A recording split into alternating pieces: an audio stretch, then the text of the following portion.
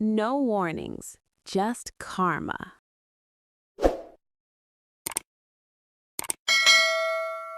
My name is Haley Turner, and the night my sister called my award stupid was the night everything in my life finally changed.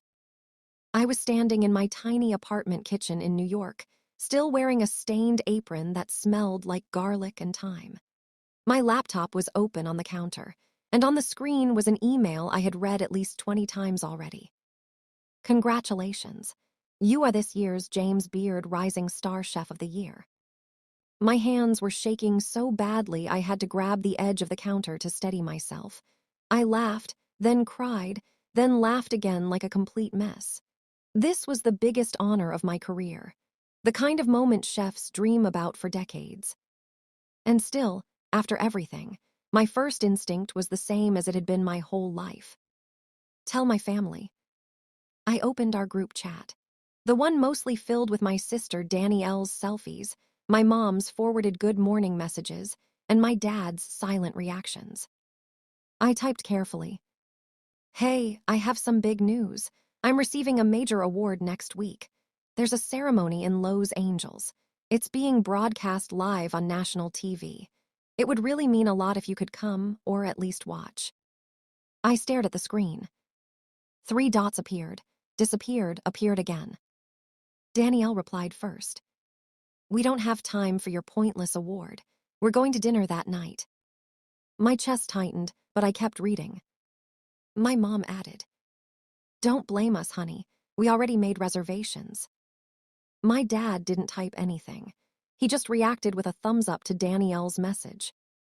That tiny blue icon hurt more than any insult. I stared at the screen for a long time, that familiar burn rising in my throat, the one I had been swallowing since I was a kid. I typed back, That's okay, have a nice dinner. They sent laughing emojis, a joke about dessert. And just like that, the biggest moment of my life was background noise again. But this time, the world was watching. Growing up in Portland, Oregon, I honestly thought my family was normal. I thought every younger sister lived in the shadow of an older one who seemed born for attention. Danielle was 5 years older, loud, charming, always camera-ready. My parents said they were supporting her confidence. What that really meant was that our entire house revolved around her moods, her dreams, her problems. When Danielle didn't make the cheer squad, we had a family meeting, ice cream, and a pep talk about resilience. When I won a middle school cooking contest after practicing for weeks, my mom said, That's nice, honey, then turned to ask Danielle about a boy who liked her. By 13, I had learned something important. If I wanted to feel seen, I had to step into the kitchen. Other kids disappeared into video games. I disappeared into recipes. I watched cooking videos on an old cracked tablet, pausing to learn knife skills, rewinding to understand sauces, teaching myself how to make bread rise in Portland's cold air. I baked cookies and banana bread and handed them to neighbors just to see their faces light up. That look, that moment when someone tasted something I made and smiled, was the first time I felt like I mattered. At home, it was different. My dad complained about the mess. My mom said I should focus on a real career. Danielle called it cute. I learned early that in my family, the thing I loved most was considered a hobby at best and a waste of time at worst. So I left. I moved to New York for culinary school with more determination than money. My parents treated it like an extended summer camp. Danielle laughed and asked if I would be chopping vegetables forever.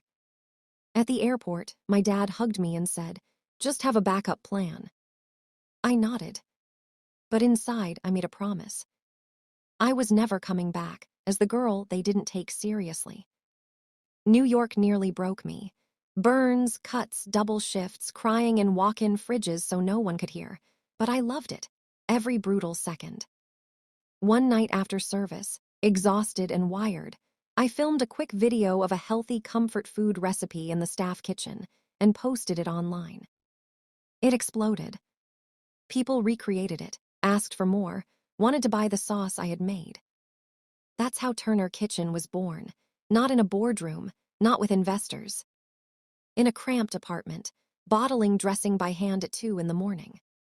When I called my parents to tell them local stores were stocking it, my mom said, "That's cute," and passed the phone to Danielle so she could talk about a photo shoot. Something inside me shifted that night. If strangers could believe in me more than my own family, maybe that was enough. Years passed. Turner Kitchen grew. Farmers markets turned into grocery chains. Food blogs turned into national features. Then came the email. James Beard Rising Star Chef of the Year. Which brought us back to that group chat. That thumbs up. That dinner reservation. The night of the ceremony, Lowe's angels glittered like another universe.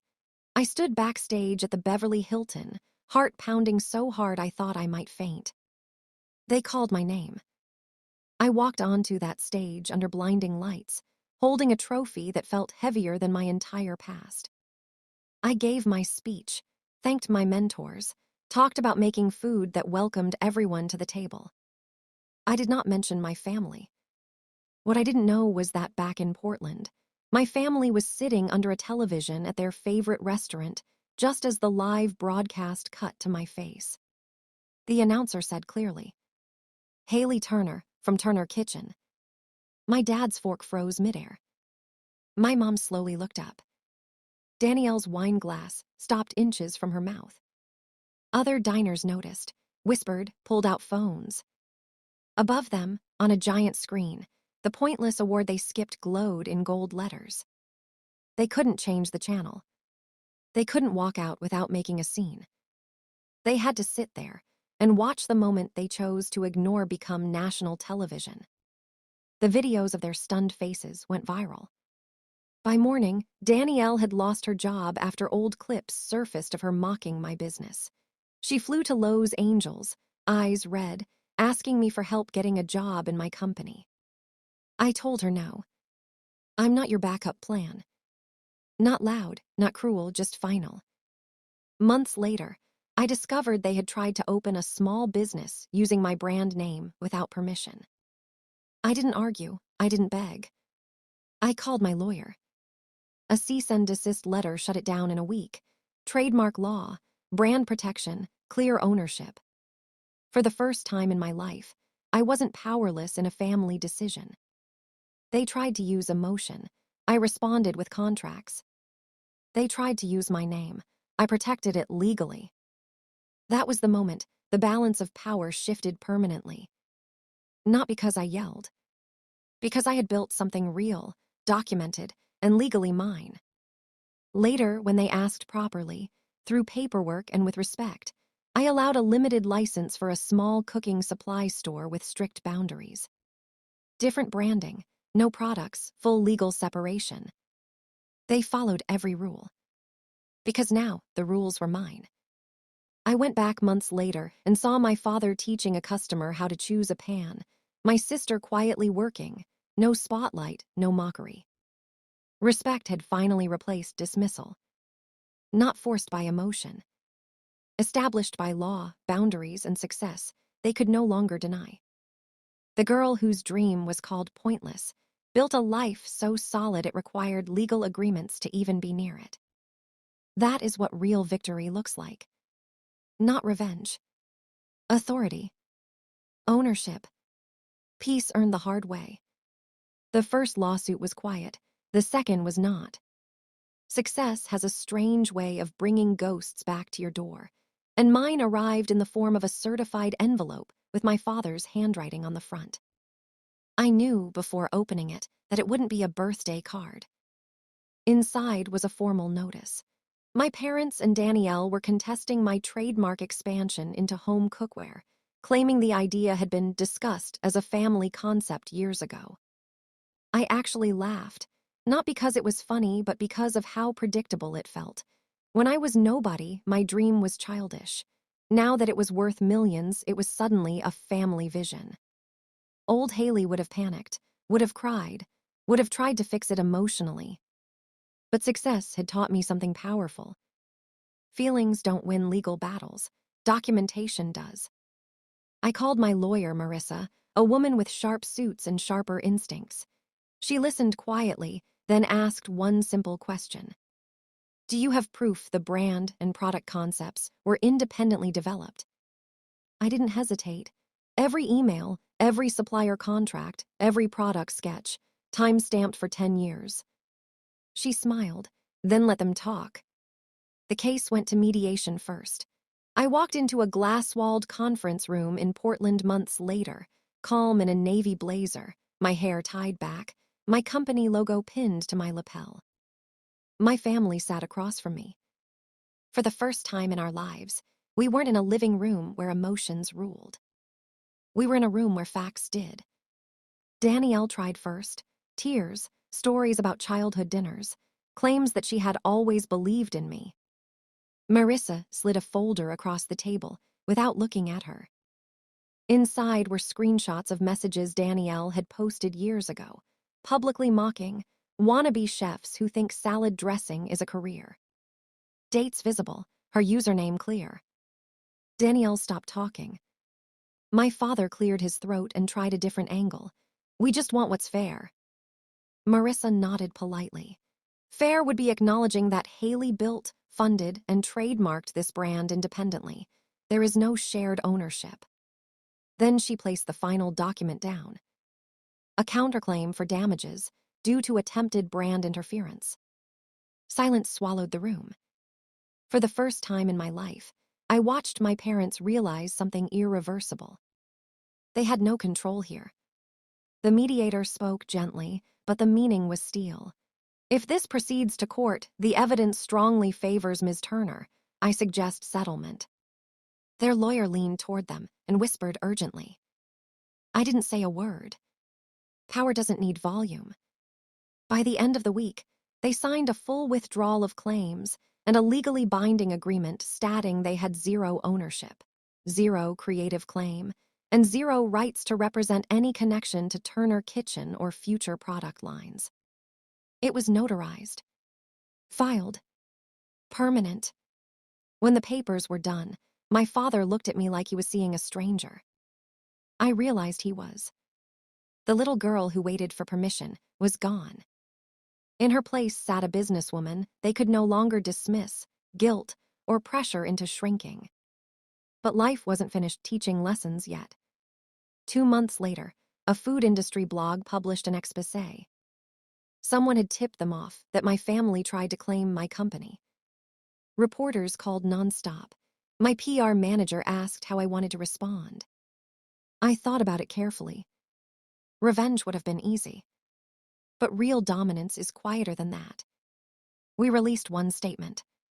Turner Kitchen was built through years of independent work. Recent legal matters have been resolved privately. Our focus remains on food, community, and the future. No insults, no details. Just confidence. The public filled in the rest on their own. Support poured in, sales spiked, investors called. And my family. They stopped calling entirely. Not out of anger. Out of understanding. They finally knew the door to my life was no longer something they could push open. It required respect to enter. For the first time, the silence between us didn't feel heavy. It felt earned. Silence can be louder than shouting. And for almost a year, that silence was the only thing I heard from my family. No holiday calls, no awkward birthday texts, no sudden emergencies designed to pull me back into old roles. Just distance. At first, I kept waiting for the next move, another legal letter, another attempt to attach themselves to something I had built. But nothing came. Instead, my life moved forward in ways I had once been too busy surviving to imagine. Turner Kitchen expanded into international markets. I opened a culinary training foundation for kids from low-income families, the kind of kids who had talent but no one at home clapping for them. Watching those teenagers step into professional kitchens for the first time, nervous and shining with hope, healed something in me I didn't know was still bruised. One afternoon, after a foundation event in Chicago, my assistant told me someone was asking to see me. No appointment, no media badge. I walked into the lobby. It was my dad. He looked smaller somehow, not physically, but in presence, like life had sanded down the loud certainty he used to carry. For a moment, we just stood there. "I won't take much of your time," he said quietly. I nodded but didn't invite him to sit, not out of cruelty, out of boundaries. "I read about the foundation," he continued. "You're helping kids who remind me of you." I didn't answer. I wanted to hear where this was going. "I used to think pushing you toward something safe was protecting you," he said. "I didn't realize I was protecting my own fear." That hit deeper than any apology rehearsed for sympathy. "I can't change how we treated your dream," he said, "but I needed to tell you you were right, and we were wrong." No excuses, no requests, no emotional traps. Just truth. I studied him for a long moment, searching for manipulation out of habit. I didn't find any. "I appreciate you saying that," I replied, calm, even adult. He nodded, eyes glassy, then handed me a small envelope. "This isn't a business idea," he said with a faint, sad smile. "Just something your mom kept." After he left, I opened it. Inside was a photo of 13-year-old me in our old kitchen, holding a lopsided chocolate cake with frosting smeared everywhere. I was grinning like I had just won the lottery. On the back, in my mom's handwriting, it said, "Hulla's first recipe she made all by herself. She wouldn't let anyone help." I sat down in the lobby chair and cried quietly, not from pain this time, but from release. They hadn't known how to love my dream, but somewhere, buried under their fear and favoritism, they had seen me trying. That didn't erase the past, but it closed the wound. Weeks later, my legal team finalized the last step I had been working toward for years, converting Turner Kitchen into a partially employee-owned company. The chefs, packers, drivers, and staff who had believed in the brand early on now held real equity. Ownership, shared with the people who showed up when success wasn't guaranteed. That was the final shift for me. I wasn't building to prove my family wrong anymore. I was building to create something that would outlive all of us. At the next James Beard event, I stood backstage again, older, steadier. A young nominee nearby was shaking with nerves the way I once had.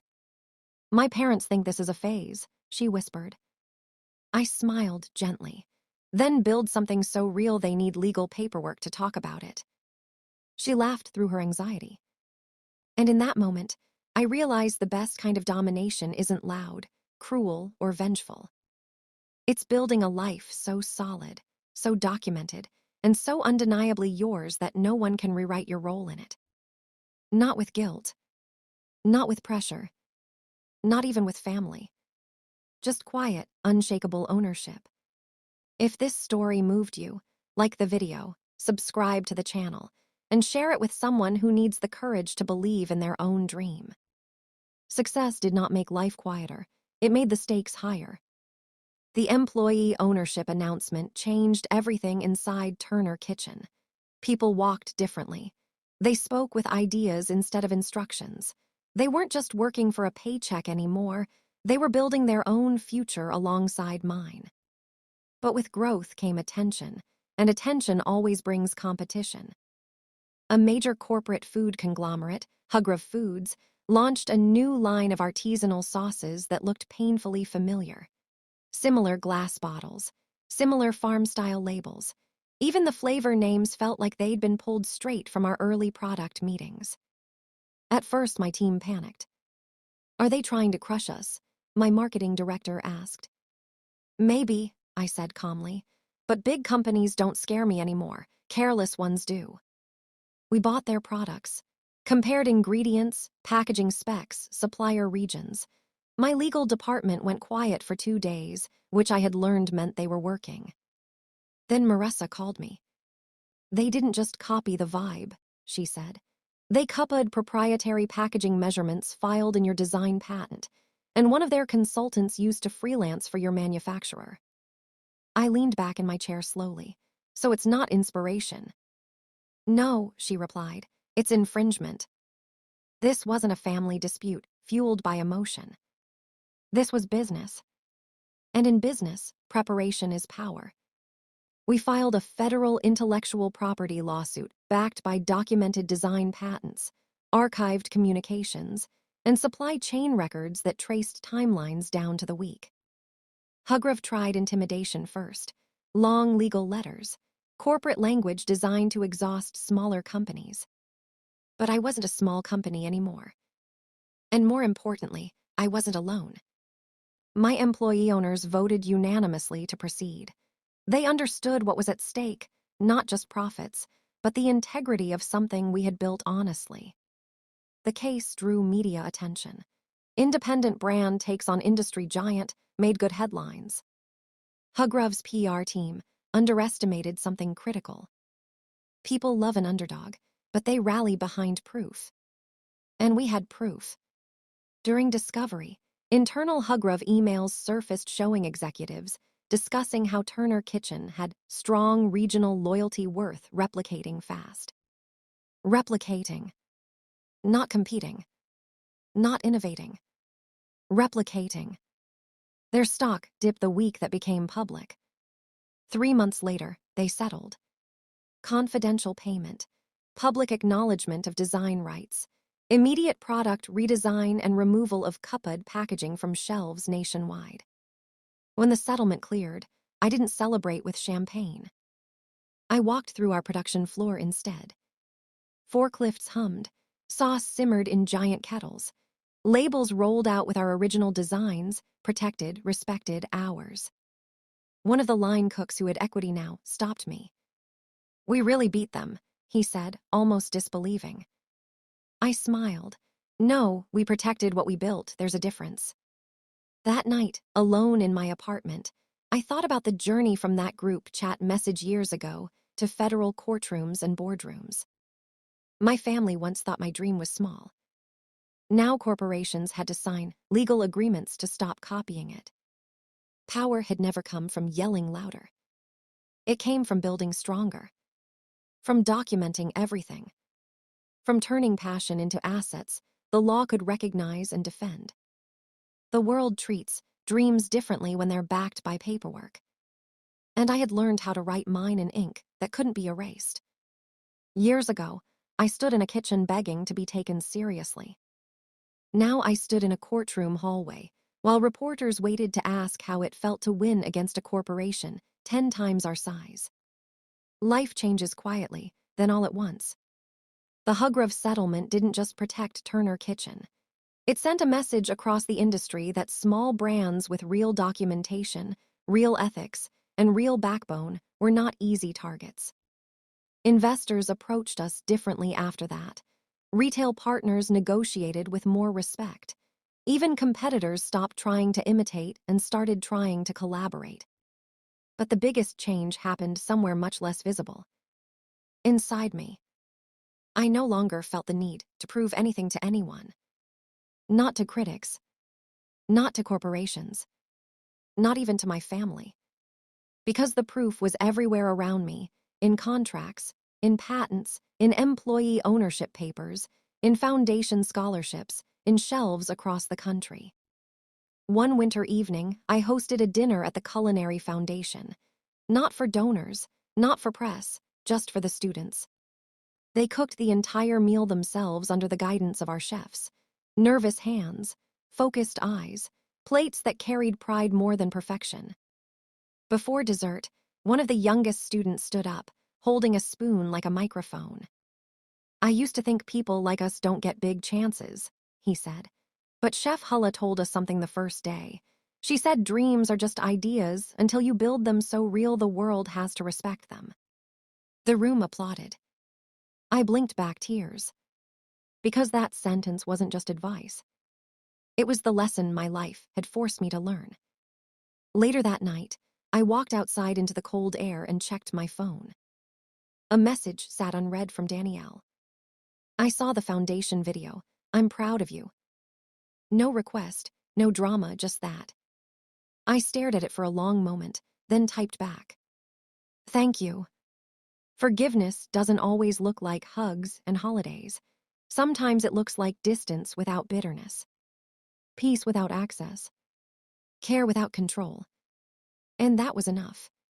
The girl who once waited for validation had built a life governed by contracts, protected by law, supported by community, and driven by purpose. No one could take credit for it. No one could claim ownership. No one could shrink it to fit their comfort. Because this time, everything was documented. Everything was earned. Everything was mine. And that is what real, legal, unshakable domination looks like. If this story meant something to you, like the video, subscribe to the channel, and share it with someone who needs the courage to believe in their own dream.